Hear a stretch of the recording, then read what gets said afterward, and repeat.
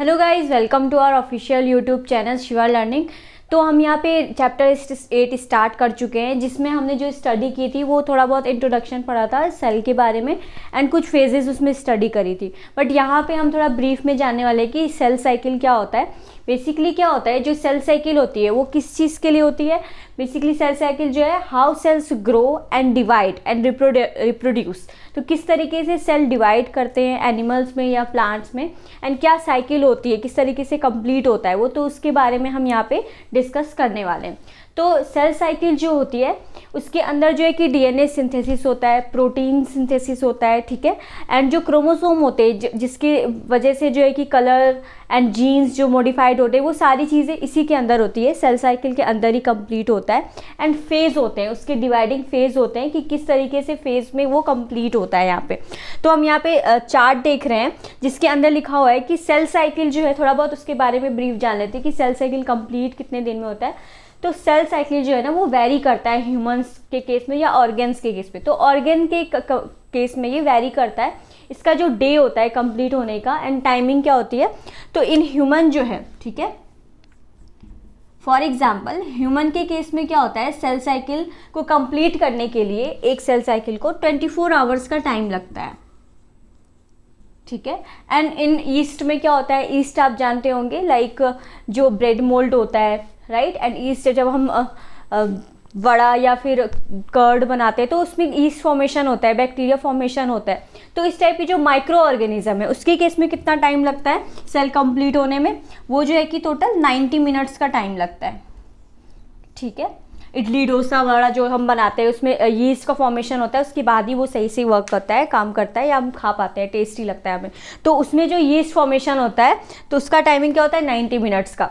तो वही में यहाँ पे इम्पॉर्टेंट भी है, पूछा भी जाता है ये कि कितना सेल साइकिल कितने टाइम में कंप्लीट होता है इन ह्यूमन के केस में एंड अदर ऑर्गेनिज्म के केस में, ठीक है। इसको आप नोट कर लीजिएगा। अब नेक्स्ट क्या है हमारा, नेक्स्ट जो हमारे कि कितने फेज में सेल साइकिल कंप्लीट होता है। तो there are 2 phase, first phase is interphase and second one is M phase, ठीक है। 2 फेज में हमारा सेल साइकिल कंप्लीट होता है। तो इंटरफेज के अंदर क्या है हमारा, पहले हम इंटरफेज के बारे में जान लेंगे। तो इंटरफेज जो है टोटल जो सेल साइकिल होती है उसका 95% जो टाइमिंग होता है, जो उसका उसमें कोलैबोरेशन होता है, उसके अंदर जो वर्क होता है टोटल 95% होता है। एंड इसके अंदर जो फेजेस होते हैं उसका नाम क्या है, फर्स्ट होता है G1 phase, it is also known as gap 1 phase. Second one is S phase, ये हमारा synthesis phase as known as synthesis phase, ठीक है। इसमें फॉर्मेशन होता है, वो मैं बताऊंगी आपको साइकिल में कि क्या फॉर्मेशन होता है। And third one is G2 phase, it is a gap 2 phase, ठीक है। तो ये हमारा 3 फेज हो गया, इसको आप नोट डाउन कर लीजिएगा कि कितने फेज हैं। सेकेंड हमारा हो गया M phase. M phase is basically actual phase, मतलब ऐसा नहीं है। इंटरफेज क्या होता है, ये एक रेस्टिंग फेज होता है, राइट। और ये रेस्टिंग फेज होता है, इसको क्या होता है, ये एक्चुअल सेल फेज होता है। ये जो हमारा ना 1 आवर, मतलब इसमें टाइम लगता है, बेसिकली जो टाइमिंग को लेके वो इंटरफेज को लेके है।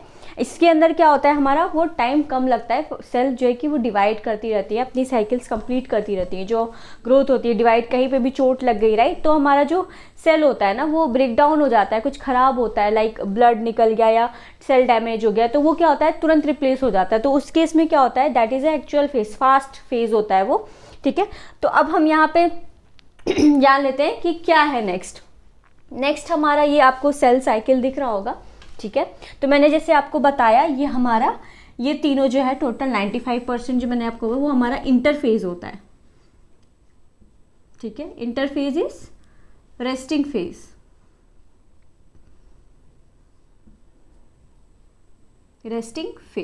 ठीक है।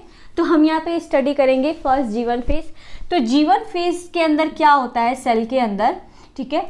सबसे पहले तो ये एक ग्रोथ फेज है, राइट। इसमें जो है ग्रोथ स्टार्ट होता है and it is also known as, जो हमारा ग्रोथ फेज होता है एंड जो डीएनए फॉर्मेशन होता है उसका जो है कि इंटरवल भी इसे कहा जाता है। This is also known as interval phase between M phase and division phase.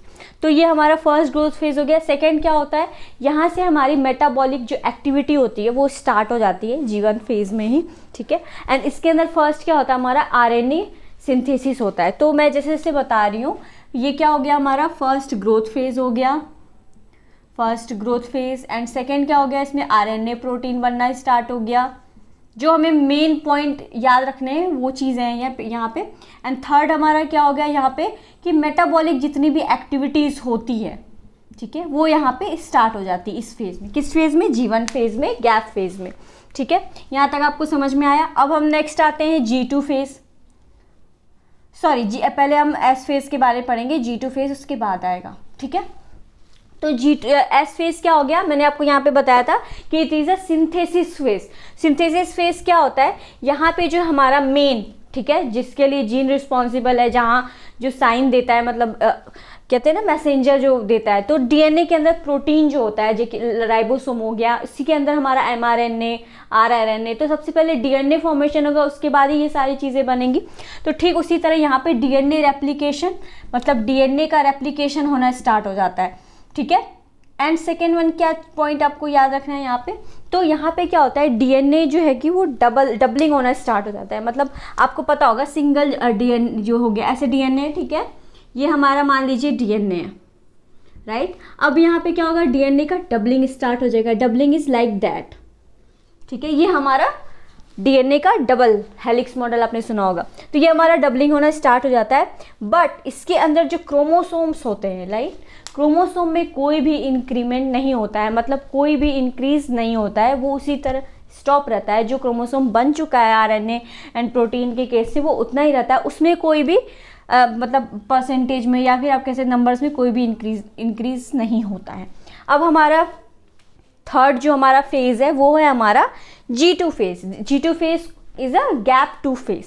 इसके अंदर क्या इंपॉर्टेंट पॉइंट है, ये हमारा सेकेंड ग्रोथ फेज है। फर्स्ट ग्रोथ फेज क्या था हमारा G1 and second growth phase क्या हो गया हमारा G2, ठीक है।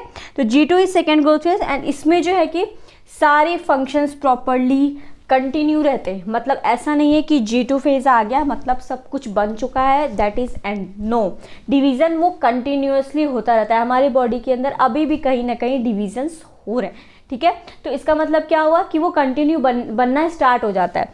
तो G2 इज लाइक व्हाट, कि all continuous cell is prepared for mitosis. Mitosis is cell division. And ये क्या मैं बता रही हूँ आपको, सेल साइकिल के अंदर बता रही हूँ कि हमारा साइकिल किस तरीके से काम करेगा डिवीजन में, ठीक है। तो इसमें क्या होता है, हमारा आरएनए बन रहा है, आरएनए कंटिन्यूस, ये सारी चीज़ें G2 के अंदर होंगी, ठीक है। प्रोटीन बन रहा है मतलब protein continuous, DNA also continuous synthesis, ठीक है। Chromosome, this is also continue working. तो जब सारी चीज़ें बन रही हैं कंटिन्यूसली हमारे बॉडी के अंदर, सेल साइकिल के अंदर, तो वो क्या, वो प्रिपेयर्ड हो रही है माइटोसिस डिवीज़न के लिए, एम फेज में एंटर करने के लिए, ठीक है। तो अब यहाँ पे क्या हो गया, ये सारी चीज़ें आप नोट आउट कर लीजिए, ठीक है। तो हम यहाँ पे सिंथेसिस पढ़ रहे थे, तो इसके अंदर क्या हमारा सारी चीज़ें कंप्लीट हो चुकी है। तो अब हमारा एम फेज स्टार्ट होगा। तो एम फेज को देखते हैं कि इसके अंदर क्या क्या फंक्शन होता है। M phase is mitosis division, ठीक है। मैं थोड़ा सा आपको ब्रीफ कर देती हूँ। वैसे तो मैं सेल डिवीजन में सारी चीज़ें पढ़ाऊंगी आपको, ताकि आपको क्लियर हो। अलग अलग चीज़ें हैं, मिक्स आउट हो जाएगा तो सेल साइकिल और सेल डिवीजन दोनों एक ही लगेगा, राइट।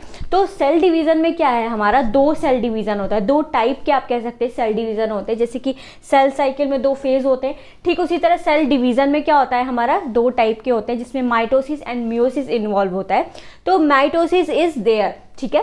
तो एम फेज हमारा जो होता है वो माइटोसिस डिवीजन करता है, माइटोसिस इसके अंदर होता है। तो थोड़ा बहुत हम एम फेज के बारे में जान लेते हैं। M phase is actual cell division, actual cell division इसके अंदर होता है, ठीक है। इसके अंदर क्या होता है, सेल ग्रोथ होता है, ठीक है। रिप्रोडक्शन एंड रिप्रोड्यूस सेल का होना स्टार्ट हो जाता है, सारी चीज़ें बन जाती है, कंप्लीट हो जाती है। जैसे आप कंपैरिजन कर सकते हैं, जैसे G1 फेज है, it is also a phase and M phase is also a phase, ठीक है। तो बट G1 में क्या है, कुछ भी नहीं बन रहा है, यहाँ पे सब कुछ फॉर्मेशन हो रहा है, ये स्टार्टिंग है। बट एम फेज के अंदर क्या है, सब कुछ कंप्लीट बन चुका है। तो अब यहाँ से एंटर होगा एंड डिवीजन स्टार्ट हो जाएगा, ठीक है। तो और इसके अंदर जो है हमारा दो टाइप का, एम फेज के अंदर दो टाइप के डिवीजन पाए जाते हैं। First is karyokinesis and second is cytokinesis, ठीक है। तो यहाँ पे हम क्या देख रहे थे, इंटरफेज में 3 टाइप के फेज देख रहे थे, G1S G2 and M phase के अंदर दो टाइप के देख रहे हैं, कैरियोकाइनेसिस, साइटोकाइनेसिस। तो karyokinesis is what? Karyokinesis is nucleus division.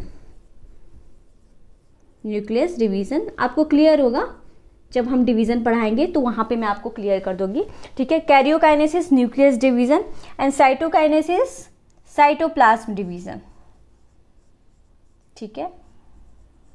हमारे सारे सेल्स, हमारे सारे जितने भी ऑर्गन्स होते हैं वो कहाँ पे रहते हैं? साइटोप्लाज्म के अंदर रहते हैं, राइट।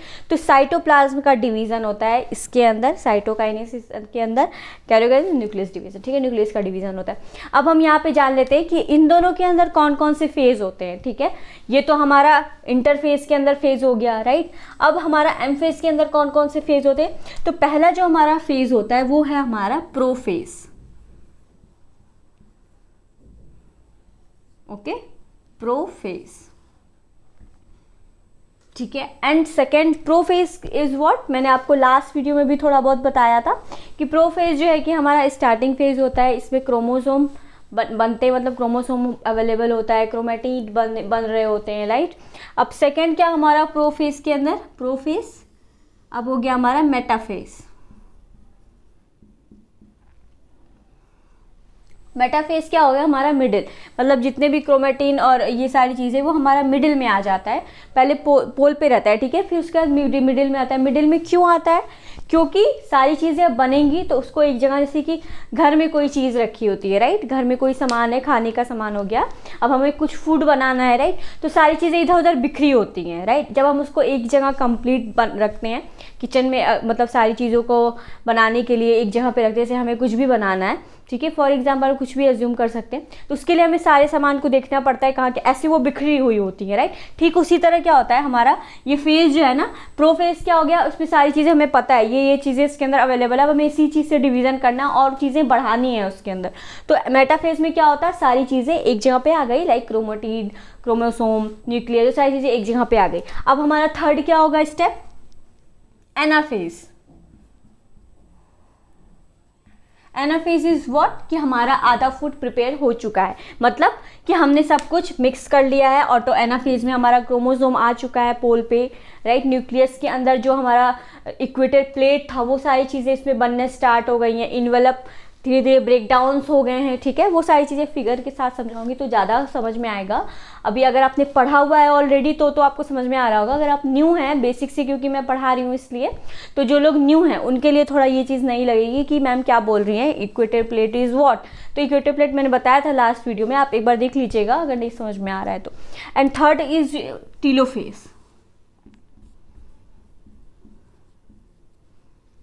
टीलोफेज इज सब कुछ बन गया है इसके अंदर। अब हमें जो है कि समराइज करना है कि हाँ हमारे डॉटर सेल्स बन चुके हैं। जो हमारा साइटोप्लाज्म डिवीज़न है ना, लाइक साइटोकाइनेसिस, वो यहीं पे होना स्टार्ट हो जाता है टीलोफेज के अंदर, ठीक है। तो हमारा साइटोकाइनेसिस, यहाँ पे हम लास्ट जो हमारा वो है हमारा साइटोकाइनेसिस,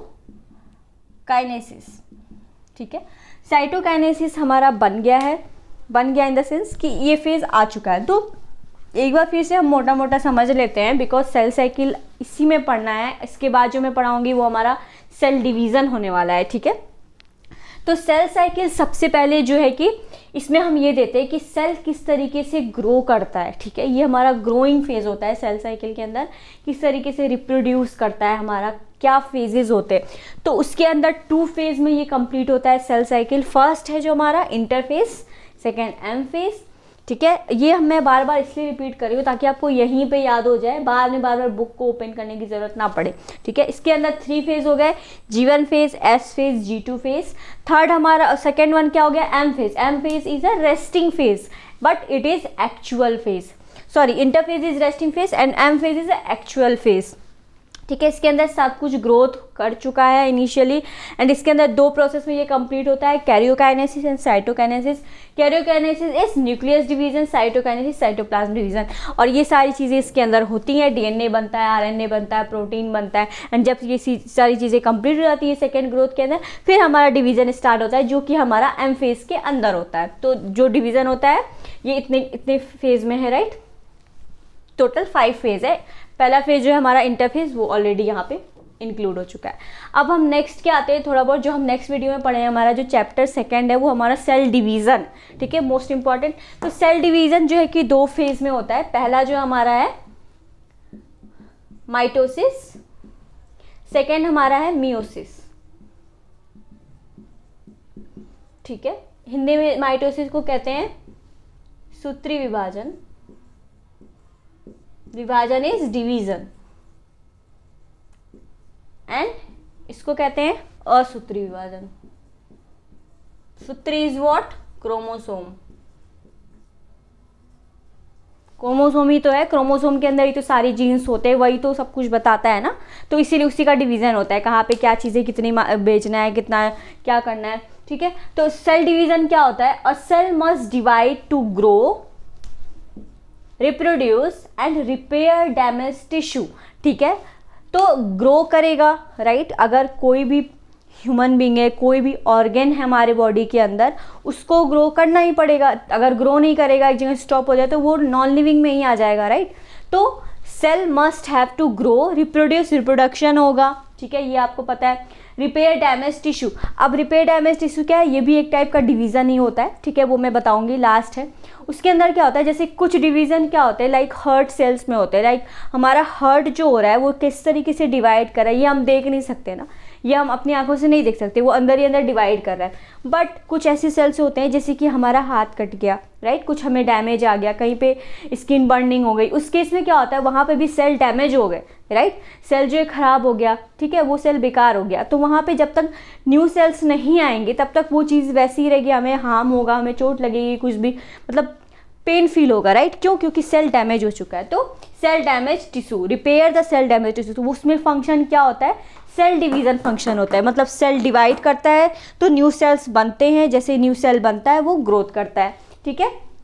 तो यहाँ पे सारी चीज़ें बहुत ही इम्पॉर्टेंट हैं, क्वेश्चंस आते हैं इसके अंदर से, फेज़ क्या है, डिवीज़न क्या है, सेल साइकिल क्या है, कितने स्टेज में वो कंप्लीट होता है, उसके अंदर कैरियोकाइनेसिस क्या होता है, साइटोकाइनेसिस क्या होता है, इसके अंदर क्या आता है। तो ये सारे पॉइंट्स आपको इंपॉर्टेंटली नोट करने हैं, आप बुक से भी पढ़ रहे हैं, उसके अंदर भी दिया, बट ये is a short notes important type, right, important है ये, ठीक है। तो इतना आपको समझ में आ गया। अब नेक्स्ट जो वीडियो होगा वो हमारा सेल डिवीज़न पे होगा, ओनली सेल डिवीज़न हम उसमें कंप्लीट करेंगे, तो हमारा 8 चैप्टर कंप्लीट हो जाएगा कल जो भी मैं वीडियो बनाऊंगी, उसके बाद जो हमारा नेक्स्ट चैप्टर स्टार्ट होगा, ठीक है। तो अब तक के लिए thank you so much, and video अगर पसंद आया तो लाइक ज़रूर करिएगा, इससे हमें लगता है कि हाँ आपको पसंद आया है तो हम और वीडियोस बनाते हैं, ठीक है। Thank you so much.